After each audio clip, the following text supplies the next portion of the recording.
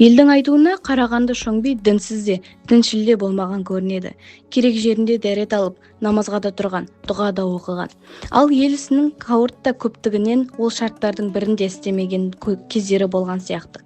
Шоңбидің осы мінезін білетін қожа, молдалар ғана көбінесе үйір бола бермеген. Ал үйір болған күнде оған әрқилы сұрақтар беріп, түсіндірмекте болыпты. Бір жолы оған Сәлі деген молда барып, үйінде қонақ болып отырады. Дастархан үстінде әртүрлі әңгіме сұрақтар болатын әдет қой.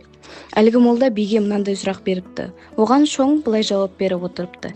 Еркектің бақытты болмағы неден? Әйелден. Еркектің бақытсыз болмағы неден? Әйелден. Еркектің өрісі неден? Әйелден. Еркектің көрісі неден? Әйелден. Еркектің абыройы неден? Әйелден. Еркектің абыройсызы неден? Әйелден. Сөйле молда сәл сабыр етіпті де, енді мынандай сұрақ беріпті. Ақылға кең, тілге шешен Шоңби оның сұрағына да лайықты қысқаша бірыңғай жауап беріп отырыпты. Әйелдің адал болмағы неден? Еркектен. Әйелдің надан болмағы неден? Еркектен. Әйелдің үй болмағы неден? Еркектен. Әйелдің би болмағы неден? Еркектен. Әйелдің күң болмағы неден? Еркектен. Әйелдің сымбатты болмағы неден? Еркектен. Әйелдің қымбатты болмағы неден? Еркектен. Әйелдің базарлы болмағы неден? Еркектен. Әйелдің ақылды болмағы неден? Еркектен. Әйелдің бақылды болмағы неден? Еркектен. Осы жерге келгенде шамасы да Сәлі молданың терме сөзі де ада болса керек. Сізге дауа жоқ екен депті. Сұрағыңызға қарай жауап, өзіңізге де сауап депті Шоңби.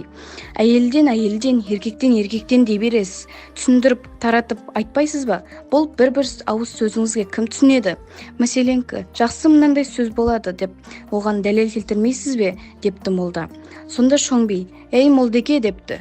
Көп сөз көмірі, аз сөз алтын дегендей, ол сұрақтарыңызға жеке тоқталып, дәлелдер келтіріп, ұзақ сонар әңгіме ете берсем, таң атып күн шықпайды.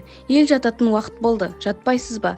Таңғы нәсіп тәңірден деген, мен ертелеп жол жүруім керек. Солай молдеке, әзірше осы сол қысқа жауапты қанағат етіп аттана тұрасыз да.